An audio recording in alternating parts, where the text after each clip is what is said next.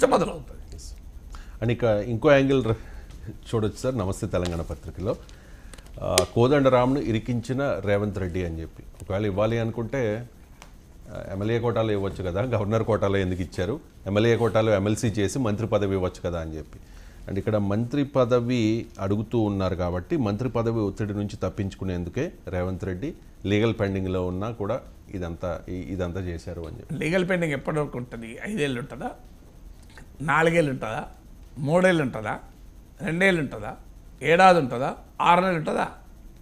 మరి ఎలా ఇరికిస్తారండి? ఇవాళ కాకపోతే రేపైనా 10 రోజులకైనా తేలిపోతుంది కదా. అది పాజిటివ్గా రావచ్చు, నెగిటివ్గా ఏదైనా రాదు. అప్పుడు నెగిటివ్గా వచ్చినప్పుడు ఏం చేయాలనేది ఆలోచిస్తారు. మళ్ళీ ఆయనకి ఎలా పంపించాలి అంత. ఇప్పుడున్న ఆప్షన్స్ ఏమున్నాయి? ఎందుకు ఆప్షన్స్ ఏమున్నదండి? ఎప్పుడైనా 6 నెలల లోపల ఎప్పుడైనా పంపించాలి. చేయాలంటే మంత్రిని చేసేసి మంత్రిని చేసి 6 నెలల లోపల చేయొచ్చు. ఇప్పుడు ఖమ్మం, నల్గొండ, వరంగల్ ఎమ్మెల్సీ ఎన్నికలు కూడా ఉన్నాయి. ఆయన గతంలో కోదండ సార్ అక్కడ పోటీ చేశాడు కూడా, ఆడ పోటీ చేస్తే గెలుస్తాడు కూడా. సో అందువల్ల మంత్రి చేయాలనుకుంటే మంత్రి క్యాబినెట్ హోదా కలిగిన పదవులు కూడా చాలా ఉంటాయి. ఇప్పుడు రాజ్యసభ ఎన్నికలు ఉన్నాయి. సో ఇది కాకపోతే అందువల్ల రేపు లోక్సభ ఎన్నికలు ఉన్నాయి. సో కోదండరాం సార్కు సముచితమైన గౌరవం ఇస్తామని కాంగ్రెస్ ప్రకటించింది, ముఖ్యమంత్రి రేవంత్ రెడ్డి ప్రకటించారు. ఏ రకంగా గౌరవం ఇవ్వాలన్నది కేసీఆర్ను అడిగి కాంగ్రెస్ చేయదు, కేసీఆర్ సలహా మేరకు చేయదు. సో అసెంబ్లీ ఎమ్మెల్యేల కోటాలో ఎందుకు చేయలేదని ప్రశ్న వస్తుంది. అప్పుడు మరి ఎమ్మెల్యే కోటాలో మహేష్ కుమార్ గౌడ్ను బల్మూరు వెంకట చేయాలనుకున్నారు. వాళ్ళను గవర్నర్ కోటాలో పంపిస్తే ఒప్పుకుంటారా? అందువల్ల గవర్నర్ కోటాలో పంపించితే అంగీకరించడానికి అవకాశం ఉన్న వాడిని గవర్నర్ కోటాలో పంపించారు. గవర్నర్ కోటాలో పంపించితే అంగీకరించారు కనుక వాళ్ళని అసెంబ్లీ కోటాలో పంపించారు. అందువల్ల ఇలా వారు అసెంబ్లీ కోటా నుంచి 2 ఉన్నాయి, గవర్నర్ కోటాలో 2 ఉన్నాయి, 4కి ఇవ్వగలుగుతారు. సో కోదండరాం సార్ని అసెంబ్లీ కోటాలో పంపిస్తే వారికి అసెంబ్లీ కోటాలో పంపించాలనుకున్న 2 కాంగ్రెస్ నేతలకు ఒక్కరికి వస్తాయి కదా స్కోప్. అందువల్ల ఆ అడ్జస్ట్మెంట్లో గవర్నర్ కోదండరాం సార్ పేరును తిరస్కరించడం వాళ్ళకి ఆయన సమాచారం ఉండుంటుంది, నమ్మకం ఉండుంటుంది. అన్నట్టే నిజంగానే గవర్నర్ తిరస్కరించలేదు కదా. అందువల్ల మీరు అది ఇరికించడం ఎలా అవుతుంది? కోదండరాం సార్ని గౌరవించడం అయితే తప్ప ఇరికించడం కాదు కదా. అయినా కోదండరాం సార్కే లేని బాధ ఆయన గురించి బీఆర్ఎస్కి అంత ఎందుకు ఉన్నది? ఓకే, రేవంత్ రెడ్డి ఇరికించాడు, మీరు గౌరవించాలా కదా సార్. సో మీరు పెట్టండి. ఇప్పుడు రేపు అసెంబ్లీ నుంచి రాజ్యసభకు ఉన్నది కదా. సో కోదండరాం సార్ను ఏకగ్రీవంగా రాజ్యసభకు ఎన్నుకుంటామని చెప్పండి బీఆర్ఎస్, మేము మద్దతు ఇస్తాం, మా సీటు కూడా మేము వదులుకుంటాం. లెటర్స్ మీరు 3వ అభ్యర్థిని పెట్టకండి, రాజ్యసభకు కోదండరాం సార్ని పంపిద్దామని బీఆర్ఎస్ ప్రతిపాదిస్తే నా నమ్మకం రేవంత్ రెడ్డి ఆనందంగా యాక్సెప్ట్ చేస్తాడు, అభ్యంతరమే ఉండదు.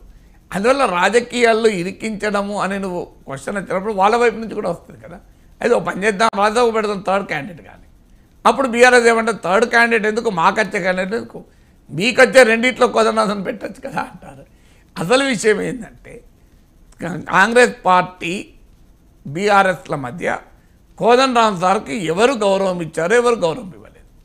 కోదండరాం సార్ తెలంగాణ జేఏసీ చైర్మన్గా ఉన్నారు కనుక తెలంగాణ వాదుల్ని కేసీఆర్కు విధేయంగా ఉంటే తప్ప వీళ్ళు అవమానించారు అన్న నరేటివ్ కాంగ్రెస్ చెప్పదలుచుకుంది. సో ఆ పొలిటికల్ నరేటివ్లో భాగంగా కోదండరాం సార్ను ప్రొజెక్ట్ చేస్తున్నారు. సో ఆ పొలిటికల్ నరేటివ్ని ఎదుర్కోవటానికి కాంగ్రెస్ పార్టీగా అసలు తెలంగాణ ఉద్యమకారులను తెలంగాణ వాదుల్ని గౌరవించలేదు, కోదండరాం సార్ని ఇరికించారన్నది బీఆర్ఎస్ నరేటివ్. సో అందువల్ల ఇది కోదండరాం సార్తో సంబంధం ఉన్న యాంగిలే ఇష్యూ కాదు. బీఆర్ఎస్ కాంగ్రెస్ల మధ్య తెలంగాణ నరేటివ్లో జరుగుతున్న ఫైట్ ఇది. అందువల్ల కోదండరాం సార్ని ఇరికించారని చెప్పడం ద్వారా కోదండరాం సార్కి అన్యాయం చేశారు బీఆర్ఎస్ అని కాంగ్రెస్ అంటోంది కనుక, కాదు మీరే అన్యాయం చేశారని కాంగ్రెస్లో బీఆర్ఎస్ అంటోంది. అందువల్ల మీరు అన్న క్వశ్చన్ వస్తుంది. రేపు గవర్నర్ కనుక దాసో శ్రవణ్ సత్యనారాయణల నామినేషన్ని సమర్థించిన లేదా అప్పుడు రాజకీయ నేపథ్యం ఉంది కనుక తిరస్కరించారు కనుక ఇప్పుడు కూడా కోదండరాం సార్ రాజకీయ నేపథ్యం తిరస్కరిస్తే కోదండరాం సార్ మళ్ళీ ఇమీడియట్గా ఎమ్మెల్సీ కాలేరు అన్లెస్ నల్గొండ ఖమ్మం వరంగల్ నుంచి పోటీ చేస్తే తప్ప. అప్పుడు మంత్రి కావడానికి స్కోప్ ఉండదు. కానీ కోదండం సార్ ఇప్పటికే చెప్పారు, కాంగ్రెస్లోనే మంత్రి పదవికి చాలా పోటీ ఉంది, మంత్రి పదవిని మేమేం అడగలేదు, మేము ఎమ్మెల్సీలనే అడిగాము పార్టీగా, కాంగ్రెస్ అంగీకరించిందని చెప్పాడు. లేనప్పుడు ఏం చేయాలి? మీరు అన్నట్లయినా మళ్ళీ ఎమ్మెల్సీ అయ్యడానికి స్కోప్ ఉండదు, అంత వెంటనే ఎలక్షన్స్ లేవు. ఖమ్మం, నల్గొండ, వరంగల్ నుంచైనా పోటీ చేయాలి. కాదనుకుంటే కేబినెట్ హోదాతో మరో సముచిత స్థానం ఇవ్వాలి. ఏం చేస్తారో చూద్దాం. అంటే అది గవర్నర్ ఏం చేస్తారో, హైకోర్టు ఏం చెప్తుందో తెలియకుండా మన ఊహాగానాలు చేయడం కష్టమవుతుంది. Right sir. ఇక జగన్